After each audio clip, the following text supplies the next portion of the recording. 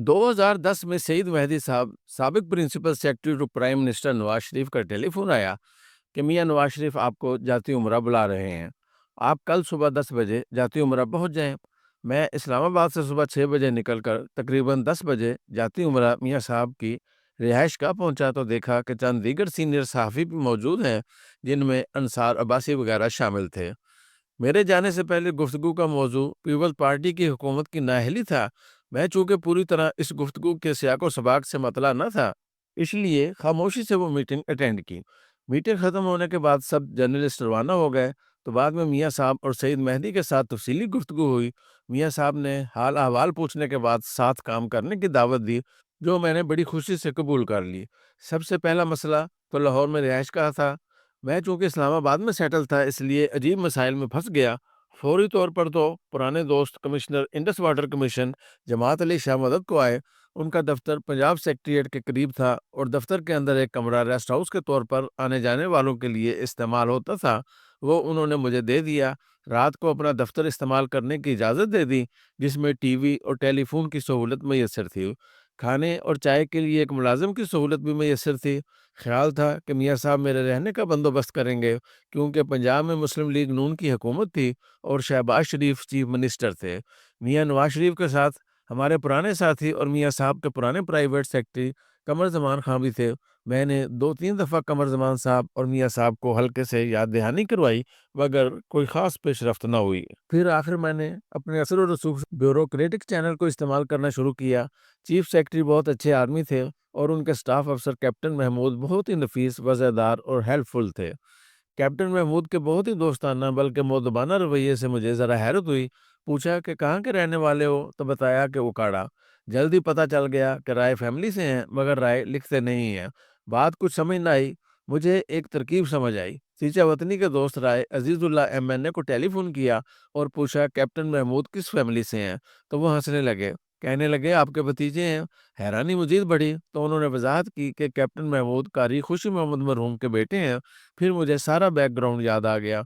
कारी साहब अक्सर ज़ियाउल हक के फंक्शन में तिलावत किया करते थे और मैं इंफॉर्मेशन ऑफिसर की हैसियत से वहाँ मौजूद होता था। बहुत जल्द कारी साहब के साथ मेरी दोस्ती हो गई। फिर मुझे वो दिन भी याद आया जब कारी साहब ने खुश होकर बताया कि उनके बेटे को आर्मी में कमीशन मिल गया है। बहरहाल कैप्टन राय महमूद, चीफ सेक्रेटरी और सईद मेहदी साहब के दामाद सिकंदर सुल्तान राजा, जो उस वक्त सेक्रेटरी एस.एंड.जी.टी थे, की मदद से गाड़ी, रिहाइश और दीगर मसाइल का हल निकल आया। इतने में मेरा notification consultant to chief minister भी हो गया। तनख्वाह 70,000 रुपये तय हुई, जो किसी तरह भी काफ़ी न थी। कुछ staff secretary information Punjab Shoaib बिन अजीज के तावन से मिल गया। डीजीपीआर मोहिउद्दीन दानी साहब बहुत मददगार साबित हुए। बहुत ही भले और शरीफ अफसर थे। जीजा वतनी की राय फैमिली की दास्तान भी बड़ी दिलचस्प है। ये कई भाई कई दफ़ा एमएनए और ज़िली नाज़िम रह चुके हैं। ये फैमिली मशरकी पंजाब की रियासत मलीर कोटला से क़याम पाकिस्तान के मौका पर जीजा वतनी मुंतकिल हुए।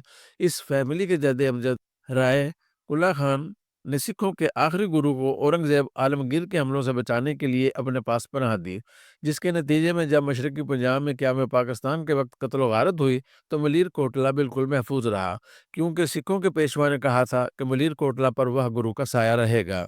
इस खानदान के राय अजीज़ुल्लाह के पास सिखों के गुरु का दिया हुआ एक लोटा अभी तक मौजूद है, जिसके दर्शन के लिए भारत और कनाडा में सिख बरादरी उमड़ आती है। इस फैमिली के राय अहमद नवाज मरहूम 4 दफ़ा एमएनए बने। राय साहब मियाँ नवाज शरीफ के बहुत करीब थे। उनके बाद उनके भाई राय हसन नवाज, राय अजीज़ुल्लाह और अब उनके भतीजे राय मुर्तज़ा कई बार एमएनए बन चुके हैं। राय हसन नवाज ज़िली नाज़िम भी रहे हैं। मगर इन तमाम इब्तदाई कामयाबियों के बावजूद मुझे अंदाज़ा हुआ कि वज़ीर-ए-आज़म सेक्रेटेरिएट में प्रेस सेक्रेटरी के बाद साबिक वज़ीर-ए-आज़म के साथ काम बहुत ही जान जोखों का काम है। लाहौर के मौसम और सहाफ़ियों का मिजाज इस्लामाबाद से बहुत मुख्तलिफ है। सीनियर सहाफ़ियों में कुछ पुराने जानने वाले भी थे, मगर इलेक्ट्रॉनिक मीडिया की जो नई टीम तैयार हुई थी, वो बहुत ही मुख्तलिफ थी। रिहाइश के लिए जीओआर शादमान में एक फ़्लैट मिला। किसी फ़्लैट में रहने का ज़िंदगी में पहला तजुर्बा था, मगर बहुत ही तकलीफ़ दे। उन्हीं दिनों रातों को लोड शेडिंग शुरू हो गई। 1 घंटा बिजली आती और 1 घंटा जाती। जब जाती तो फ्लैट की छत पर चलकर वक्त गुजारना पड़ता। मियाँ साहब के प्रिंसिपल स्टाफ में मेरे अलावा कमर जमान साहब और अहमद सईद करमानी के बेटे डॉक्टर आसिफ करमानी थे। آصف کرمانی ہر وقت مقابلے کی دوڑ میں رہتے تھے اور بدقسمتی سے انہیں پرویز رشید کی سپورٹ بھی حاصل تھی۔ آصف کرمانی بہت پرجوش تھے۔ میں نے چونکہ 4 وزیر اعظموں کے ساتھ کام کیا تھا اور فارن پوسٹنگ شامل کر کے ہمیشہ انڈیپینڈنٹ کام کیا تھا، وہاں آصف کرمانی کی دخل اندازی سے بہت پریشانی کا سامنا کرنا پڑا۔ کچھ عرصے بعد ہی پیپلز پارٹی کی حکومت سے لوگ مایوس ہوتے ہوئے نظر آئے اور 2013 کے الیکشن کی آمد شروع ہو گئی تو ایک دن میں نے میاں صاحب سے اپنے حلقے کے 2 مستقل امیدوار فیصل صالح حیات اور عابدہ حسین کے بارے میں اندیا لیا۔ میں نے تفصیل سے بتایا کہ کس طرح یہ خاندان 1936 سے حلقے کی سیاست پر چھایا ہوا ہے، مگر انہوں نے علاقے کی ترقی کو نظر انداز کر کے پسماندہ رکھا ہے۔ اس کے علاوہ عام تاثر بھی بیان کیا کہ ایک بہت کرپٹ اور دوسری محترمہ بہت ہی سخت مزاج ہیں، تو میاں صاحب نے فوراً کہا کہ دونوں ہمیں منظور نہیں۔ اس سے مجھے حوصلہ افزائی ہوئی اور میں نے اپنے دیرینہ خواب جنگ سے سیاست کرنے کی طرف بڑھنا شروع کر دیا۔ ایک دن خواجہ سعد رفیق صاحب سے مشورہ کیا تو انہوں نے کہا کہ فوراً میدان میں کود جاؤ۔ جاتی عمرہ کے حالات ناسازگار اور حلقہ میں سیاست کے حالات بہت ہی امید افزا لگتے تھے۔ کچھ ہی دنوں میں حالات کچھ ایسے ہوئے کہ میں سب کچھ چھوڑ چھاڑ ڈھوڈی والا پہنچ گیا۔ وہاں بھائیوں اور دوستوں سے مشورہ کیا تو ہر کسی نے نہ صرف حوصلہ افزائی کی بلکہ مدد کی بھی یقین دہانی کروائی۔ یوں سیاست کی پرخار وادی میں آمد ہوئی۔ میرا حلقہ قومی اسمبلی کا N 114 اور صوبائی اسمبلی کا PP 124 بنتا تھا۔ مقامی طور پر مشورہ کے لیے ہمارے بھائی رائے محمد اکرم جو گاؤں میں مستقل قیام پذیر تھے کے علاوہ دوستوں میں ملک محمد رمضان اور رشتہ داروں میں رائے محمد افضل مرحوم اور رائے ضیاء اللہ نے بہت حوصلہ افزائی کی اور مکمل مدد بھی کی۔ جنگ سرگودا روڈ پر 60 کلومیٹر لمبا اور چوڑائی میں کئی کلومیٹر پر پھیلا ہوا یہ حلقہ بہت ہی پسماندہ رہا ہے بلکہ رکھا گیا ہے۔ مقامی لوگ تبدیلی کے خواہاں مگر کسی میں شاہ جونا گروپ کی مخالفت کی ہمت اور سکت نہ تھی۔ ایک سر پھرے نوجوان افتخار بلوچ نے ہمت کی اور 2008 کے الیکشن میں 100 سال میں پہلی مرتبہ سیٹ جیت لی۔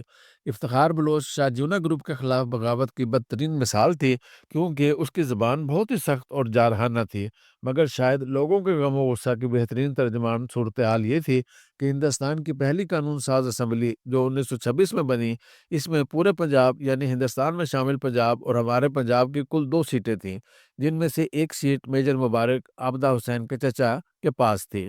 اس کے بعد ہر حکومت میں جنگ کے اس حلقے سے باری باری فیصل صالح حیات اور سیدہ عابدہ حسین منسٹر رہے ہیں، مگر حلقے کے عوام کی قسمت نہ بدل سکی۔ یہ غالباً پورے پاکستان میں قومی اسمبلی کا واحد حلقہ تھا جس میں کوئی کالج اور ہسپتال نہ تھا۔ یہ صرف اتفاقیہ نہ تھا بلکہ دانستہ طور پر ایک سیاسی حکمت عملی کے ذریعے پسماندہ رکھا گیا۔ پرائیویٹ طور پر شاہ جیونا کے سیاستدان کہتے تھے کہ اگر یہ لوگ پڑ جائیں گے تو ہمارے گھوڑے اور کتے کون نہلائے گا۔ عابدہ حسین کی والدہ محترمہ نے لاہور میں لاہور گرامر سکول کی بنیاد رکھی مگر اس کی کوئی برانچ جھنگ میں نہ بنائی۔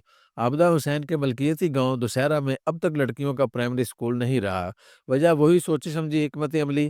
اس حکمت عملی کی بہترین تفصیل جھنگ کے ڈپٹی کمشنر قدرت اللہ شہاب نے اپنی شعرا آفاق کتاب شہاب نامہ میں تحریر کی ہے، جس کی تفصیل یوں ہے کہ جنگ کے سیاستدان مخالفت میں بدلہ لینے کے لیے اپنے مخالفین کے حلقوں میں سکول کھلواتے تھے تاکہ ان کے ووٹر تعلیم یافتہ ہو کر ان سے بغاوت کر سکیں۔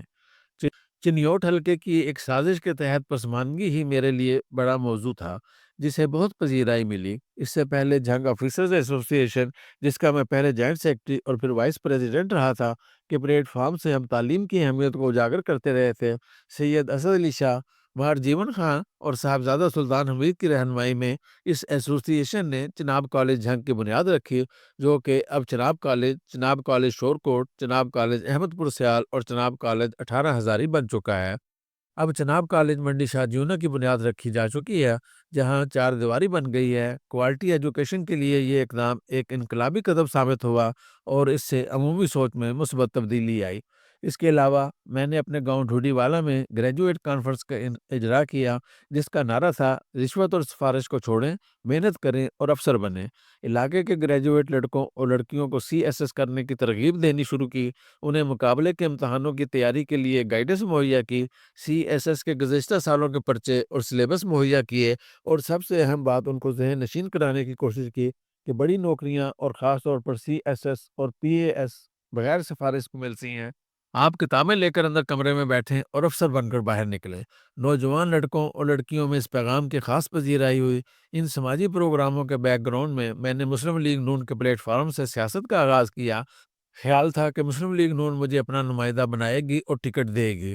ارد گرد کے گاؤں اور پرانے ملنے جلنے والوں سے انتخابی مہم کا آغاز کیا۔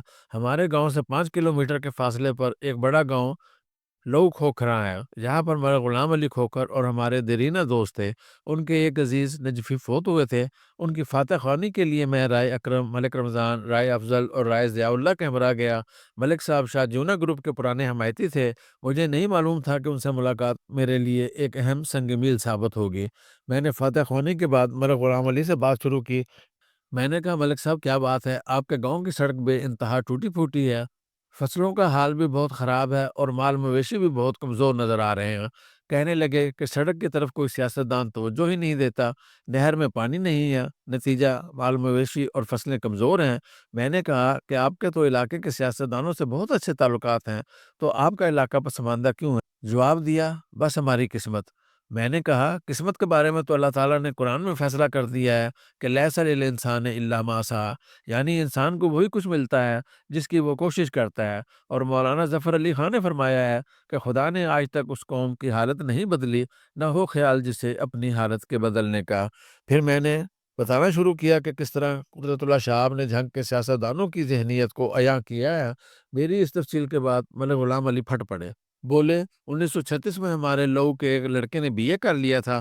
میرے لیے یہ ایک بہت بڑی خبر تھی، کیونکہ اس سے پہلے میں سمجھتا تھا اور مجھے بتایا گیا تھا کہ میرے والد رائے محمد اشرف اس علاقے کے پہلے گریجویٹ اور پہلے افسر تھے جنہوں نے 1940 میں BA کیا تھا۔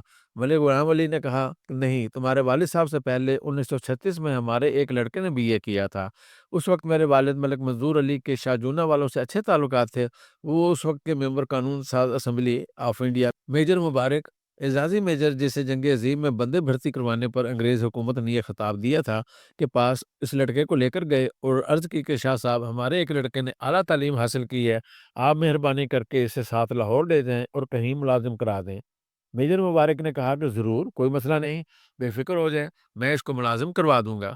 یہ سن کر وہ لڑکا اور اس کے دوسرے رشتہ دار خوش ہو گئے اور واپس گاؤں چلے گئے۔ ان کے جانے کے بعد میجر مبارک نے ملک منظور کو کہا کہ یار، تم تو بڑے بیوقوف ہو۔ میرے والد پریشان ہو گئے، کہنے لگے، شاہ صاحب کیوں، کیا غلطی ہوئی ہے مجھ سے؟ میجر مبارک نے کہا کہ تم ان جٹوں کو لاہور ملازم کرانا چاہتے ہو، اگر یہ ملازم ہو کر آگے بڑھ گئے تو کل کو تمہارے اور میرے کھیتوں پر کون کام کرے گا؟ میرے والد میجر مبارک کی یہ سوچ دیکھ کر حیران اور پریشان ہو گئے اور دیر تک غم زدہ رہے کہ یہ سیاستدان ہمیں ہر طرح سے پسماندہ اور غلام رکھتے ہیں۔ میں نے جب یہ بات سنی تو مجھے بہت تقویت ملی، کیونکہ یہ میرے بیانیے کے عین مطابق تھے۔ میں نے پوچھا کہ میں نے تو آپ کو قدرت اللہ شہاب کی 50 سال پہلے کی بات بتائی ہے، مگر آپ نے مجھے 100 سال پہلے کی بات بتائی ہے، تو دیانتداری سے یہ بتائیں کہ اس 100 سال میں جنگ کے سیاستدانوں کی فرعونیت میں کوئی کمی آئی ہے؟ ملک غلام علی نے کہا کہ نہیں، بالکل نہیں، نہ تو سیاستدانوں کی فرعونیت میں کمی آئی ہے اور نہ ہماری غلامی میں کوئی کمی آئی ہے۔ ہم تو کسی مسیحا کے انتظار میں ہیں کہ کوئی آئے اور ان سے ہماری جان چھڑوائے۔ اب آپ آ گئے ہیں، اللہ تعالیٰ آپ کو ثابت قدم رکھے، کامیاب فرمائے، تو یقیناً ہماری قسمت بھی بدل جائے گی۔ اس ملاقات کے بعد میں عجیب قسم کی طمانینت اور اطمینان کے ساتھ واپس گھر آیا اور بڑی تندہی سے مزید سیاسی مہم کو شروع کیا۔ لو کھوکھرا کے اس واقعے کے بعد مجھے علاقے کی سیاسی حالت کا بخوبی اندازہ ہو گیا۔ اب سیاسی مہم کا آغاز کرنے کے لیے اپنے علاقے کے کامیاب سیاستدانوں سے ملاقات کا پروگرام بنایا۔ سرگودا کے انور علی چیمہ، جو تقریباً ہر الیکشن میں جیتتے رہے ہیں، ایک عظیم کامیابی کی داستان تھی۔ چیمہ صاحب سے راؤ اسلم فراز، جو کہ APP کے بیورو چیف تھے، کی مدد لی۔ انہوں نے چیمہ صاحب سے ٹائم لیا، جو کہ صبح 8 بجے کا تھا۔ میں تو 8 سے 2 منٹ پہلے چیمہ صاحب کے دفتر کے باہر پہنچ گیا۔ راؤ صاحب چند منٹ لیٹ آئے۔ چیمہ صاحب سے ملاقات ہوئی تو معلوم ہوا کہ وہ پہلے سے انتظار میں تھے۔ پہلا سبق تو وقت کی پابندی ملا۔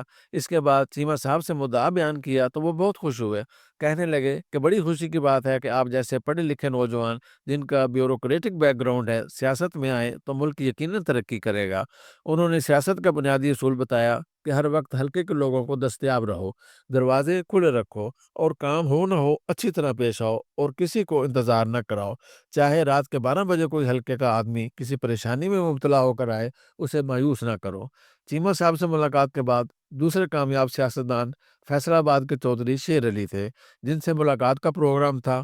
ان سے ملاقات کا انتظام ہمارے مرحوم دوست کرنل ارشد الوی نے کیا۔ چودھری صاحب نے بھی تقریباً وہی باتیں بتائی جو چیمہ صاحب نے بتائی تھیں، بلکہ ان میں اضافہ کیا کہ حلقے کے ہر بندے کا نام اور بیک گراؤنڈ یاد رکھو، اور جب بھی موقع ملے بندے سے اس کا نام لے کر بات کرو، اس سے لوگ اپنی عزت افزائی محسوس کرتے ہیں۔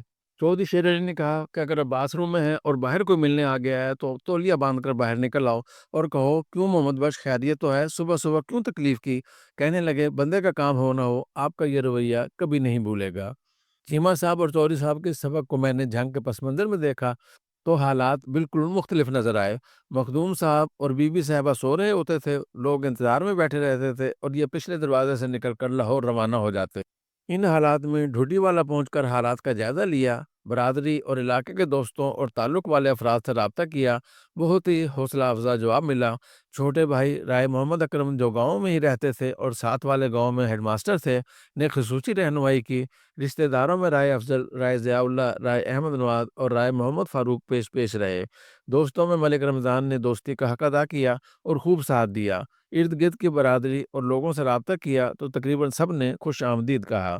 جنگ کے معروف سوشل ورکر صوفی رمضان انقلابی نے خصوصی مدد فرمائی۔ اس کمپین کے دوران مجھے احساس ہوا کہ مقامی دانائی نہایت قابل ستائش ہے۔ مار انور اور شبیر جیسک کے خیالات سن کر میں نے بہت کچھ سیکھا اور اس نتیجے پر پہنچا کہ مقامی حالات اور مسائل کو سمجھنے اور ان کا حل تلاش کرنے کے لیے کسی راکٹ سائنس کی ضرورت نہیں، صرف اور صرف نیک نیتی، اخلاص اور دیانتداری کی ضرورت ہے۔ دیہات کے لوگ حد درجہ ذہین، مخلص اور دانش مند ہیں۔ بدقسمتی سے ان کی کوئی سنتا نہیں اور نہ ہی سمجھتا ہے۔ سب لوگ تبدیلی کے منتظر نظر آئے۔ پہلے پروگرام یوں بنا کہ ایک ہفتہ گاؤں اور ایک ہفتہ اسلام آباد۔ اسی دوران میں نے جھنگ بار ایسوسی ایشن کو ایڈریس کیا۔ بار افتخار جٹیانہ صدر بار ایسوسی ایشن تھے۔ بہت اچھا رسپانس ملا۔ بار کا حال کھچا کھچ بھرا ہوا تھا۔ جھنگ پریس کلب میں مقامی صحافیوں کو ایڈریس کیا۔ گورنمنٹ کالج میں لڑکوں کو کیریئر پلاننگ پر لیکچر دیا۔ مقامی افسران سے رابطہ استوار کیا۔ اسلام آباد میں چیف الیکشن کمشنر اشتیاق خان ہمارے بیچ میٹ تھے، ان سے حلقے کے نقشے اور دیگر معلومات ملی جو بہت ہی مفید ثابت ہوئیں۔ ٹکٹ کا مرحلہ سب سے اہم تھا۔ ٹکٹ کے لیے درخواستیں شروع ہوئیں۔ درخواست کے ساتھ 50,000 روپے جمع کرانے ہوتے تھے جو کافی بھاری معلوم ہوئے، مگر مسلم لیگ نون نے ٹکٹ کا فیصلہ بہت لیٹ کر دیا۔ گو کہ مجھے یقین تھا کہ میاں نواز شریف مجھے ضرور ٹکٹ دیں گے، مگر پھر بھی مجھے ہر صورتحال کے لیے تیار رہنا تھا۔ ہر جگہ یہی سوال ہوتا کہ ٹکٹ کا کیا بنا۔ میں نے درخواست جمع کرانے کے بعد عمرہ کے لیے خانہ کعبہ کا رخ کیا تاکہ بڑے دربار سے منظوری لی جائے۔ میں نے میاں صاحب کو میسج کیا کہ جناب ٹکٹ کے لیے این اے 114 اور پی پی 124 سے درخواست دے دی ہے اور خانہ کعبہ میں جا کر اللہ تعالیٰ سے منظوری حاصل کرنے جا رہا ہوں۔ میاں صاحب کا جواب نان کمیٹل تھا۔ انہوں نے عمرہ کی مبارکباد دی اور بس خانہ کعبہ میں اللہ تعالیٰ سے گڑ گڑا کر دعا کی کہ اللہ اگر تجھے منظور ہے کہ میں اپنے علاقے کے پسے ہوئے عوام کی خدمت کروں تو کامیابی عطا فرما۔ واپس آیا تو پارٹی کے سب ٹکٹ کے امیدواروں کو لاہور ماڈل ٹاؤن طلب کیا گیا۔ میں ملک رمضان صاحب کے ساتھ صبح 6 بجے گاؤں سے چل کر 10 بجے ماڈل ٹاؤن آفس لاہور پہنچا۔ بے شمار لوگ موجود، مگر انتظار، کنفیوژن اور طویل انتظار۔ کوئی کچھ بتانے کی پوزیشن میں نہ تھا۔ پرانے جاننے والوں میں سے میاں صاحب کے پولیٹیکل سیکرٹری قمر زمان خان موجود تھے، مگر رہنمائی ندارد۔ انتظام کا حال یہ تھا کہ پینے کے لیے پانی تک میسر نہ تھا، حالانکہ ہر امیدوار 50,000 روپے دے کر آیا تھا۔ سارا دن انتظار کے بعد جب میں بھوک پیاس سے نڈھال ہو گیا تو رات کے 9 بجے ہم کھانے کی تلاش میں نکلے۔ اپنی طرف سے جلدی جلدی کھا پی کر جب واپس آئے تو پتہ چلا کہ جنگ کے سب حلقوں کے امیدواروں کو بلا لیا گیا ہے۔ ہال کے باہر میاں صاحب کے سیکورٹی کے انچارج حاجی شکور ملے۔ انہوں نے رہنمائی کی اور ہال کے اندر پہنچایا۔ وہاں پر سامنے کی میز پر میاں نواز شریف، میاں شہباز شریف، راجہ ظفر الحق، پرویز رشید اور دیگر سینئر لیڈر براجمان تھے۔ سب امیدواروں سے باری باری پوچھ رہے تھے۔ جب میں پہنچا تو شیخ وقاص اکرم، سائمہ بھروانہ اور افتخار بلوچ نے مختصر تعارف کروایا۔ میری باری آئی تو میں نے کہا کہ جناب قائد محترم، گو میرا تعلق سول سروس سے رہا ہے، مگر میری سیاسی تربیت آپ کے زیر سایہ ہوئی ہے اور میں آپ کے ساتھ وقفے سے تقریباً 20 سال سے منسلک ہوں۔ لیکن اس سے اہم بات یہ حلقہ انتخاب ہے جہاں سے میں بھی امیدوار ہوں۔ جناب والا، یہ حلقہ ملک کا واحد حلقہ ہے جو 1926 سے لے کر اب تک ہر حکومت میں اقتدار کا حصہ دار رہا ہے۔ 1926 کی ہندوستان کی پہلی قانون ساز اسمبلی میں بھی اس حلقے سے ایک ممبر تھا، اور پاکستان بننے کے بعد ہر حکومت میں یہاں کا نمائندہ منسٹر رہا ہے۔ مگر یہ حلقہ ملک کا واحد حلقہ ہے جہاں پر آج تک کوئی کالج نہیں ہے اور نہ ہی کوئی ہسپتال ہے۔ جناب والا، یہ پسماندگی صرف اتفاق نہیں بلکہ دانستہ ہے۔ اس حلقے کو اس کے سیاستدانوں نے جان بوجھ کر پسماندہ رکھا ہے تاکہ پڑھ لکھ کر یہ لوگ آگے نہ نکل جائیں۔ جناب والا، اس حلقے کو روایتی سیاستدانوں کے بجائے اب ایک پڑھے لکھے نئی سوچ کے نمائندے کی ضرورت ہے تاکہ ان کی قسمت بدل سکے۔ میٹنگ ختم ہوئی مگر ٹکٹ کا کوئی فیصلہ نہ ہوا اور نہ اعلان۔ اس غیر یقینی صورتحال میں چنوٹ میں ہمارے حلقے کی درخواستیں ہوئیں، مگر مجھے کچھ اندازہ ہو رہا تھا کہ ٹکٹ کا چانس کم ہے۔ دوستوں نے پوچھنا شروع کیا کہ اگر ٹکٹ نہ ملا تو آزاد حیثیت میں الیکشن میں حصہ لینا ہے، جس پر میں نے کہا کہ آزاد حیثیت میں ہمارا جیتنا بہت مشکل ہے۔ بالآخر بہت دیر میں ٹکٹوں کا اعلان ہوا تو میرا نام نہ تھا۔ مجھے کسی سے کوئی گلہ نہ تھا۔ اب جب میں سوچتا ہوں کہ مجھے کیوں چانس نہیں ملا تو مجھے ایک وجہ نظر آتی ہے: میں نے سیاست میں وہی غلطی کی جو ہم نوکری میں کرتے ہیں۔ نوکری میں اگر ہماری سیکٹری یا منسٹر کے ساتھ دوستی ہو جائے تو پھر ہم ڈپٹی سیکٹری یا سیکشن افسر کو لفٹ نہیں کراتے، اور جب کوئی ہماری درخواست جاتی ہے تو وہی ڈپٹی سیکٹری اور سیکشن افسر ہمارے خلاف رپورٹ دیتا ہے، اور سیکٹری اور منسٹر بھی اس رپورٹ کی روشنی میں کوئی مدد نہیں کر سکتا۔ ٹکٹ کے معاملے میں لابنگ بہت وسیع میدان میں ہوتی ہے۔ اس میں رول پلے کرنے والے ضلع کے ڈپٹی کمشنر، ڈی پی او اور درمیانے درجے کی سیاسی لیڈرشپ شامل ہوتی ہے، جن میں بروقت اثر و رسوخ بنانے میں ناکام رہا۔ مگر مجھے اس ناکامی کا کوئی افسوس نہیں، کیونکہ اللہ تعالیٰ نے مجھے ایک اور بڑے کام کے لیے منتخب کیا ہوا تھا۔ سیاست کو خیر آباد کہنے کے بعد میں نے فیملی کے ادارے رائے میڈیکل کالج سرگودا کی بنیاد رکھی۔ میرے چھوٹے بھائی پروفیسر ڈاکٹر رائے محمد اسلم اس کے چیئرمین ہیں۔ میڈیکل کالج کی منظوری بڑے جان جوکھوں کا کام تھا، مگر اللہ تعالیٰ نے کامیابی عطا فرمائی۔ یہ کالج کسی بھی مڈل کلاس فیملی کا واحد میڈیکل کالج ہے جس کی منظوری میرٹ پر ہوئی، اور آج یہ ادارہ ڈاکٹر اسلم اور ان کی ٹیم کی رات دن کی محنت سے ایک درخشاں ستارہ بن چکا ہے۔ اس کے بعد ہمیں گاؤں میں گرلز کالج بنانے کا موقع ملا، اور یہ ادارہ بھی اپنی مثال آپ ہے۔ یہ پاکستان کا واحد گرلز کالج ہے جہاں ایک بھی اسٹوڈنٹ مقامی نہیں بلکہ سب طالبات دوسرے گاؤں سے آتی ہیں، اور وہاں پر الحمدللہ اسٹوڈنٹس کا ایک سیلاب آ گیا ہے، جس میں رائے اکرم کی محنت اور نیک نیتی کا بنیادی کردار ہے۔ رائے میڈیکل کالج میں ہمارے علاوہ 4 پارٹنر ہیں۔ یہ ڈاکٹر اسلم کا ویژن اور دانشمندی ہے کہ پارٹنر سے معاملات ٹھیک طور پر چلتے رہے ہیں۔ اب الحمدللہ ڈاکٹر اسلم نے نئے کالج کی بنیاد رکھ دی ہے۔ یہ نیا ادارہ رائے انسٹیٹیوٹ آف میڈیکل سائنسز ہے۔ پہلے کالج میں وسائل کی کمی اور نا تجربہ کاری سے صرف MBBS کی کلاسیں رکھی گئیں، مگر اب الحمدللہ اس کالج میں MBBS، BDS، نرسنگ اور پیرامیڈکس شامل ہے۔ اللہ تعالیٰ اس ادارے کو ترقی اور کامیابی عطا فرمائے۔ ڈاکٹر محمد اسلم رائے بہت ہی محنتی، ویژنری اور دانشمند ہیں۔ ان کے 4 بچے ہیں، چاروں ڈاکٹر ہیں۔ ڈاکٹر اسلم کے خاندان کے ڈاکٹر ملا کر ہماری فیملی میں کل 18 ڈاکٹر ہیں، جن میں سے 3 پروفیسر لیول کے ڈاکٹر ہیں۔ یہ سب اللہ کا کرم اور ہماری والدہ کی محنت، گائیڈنس اور ویژن کے باعث ممکن ہوا۔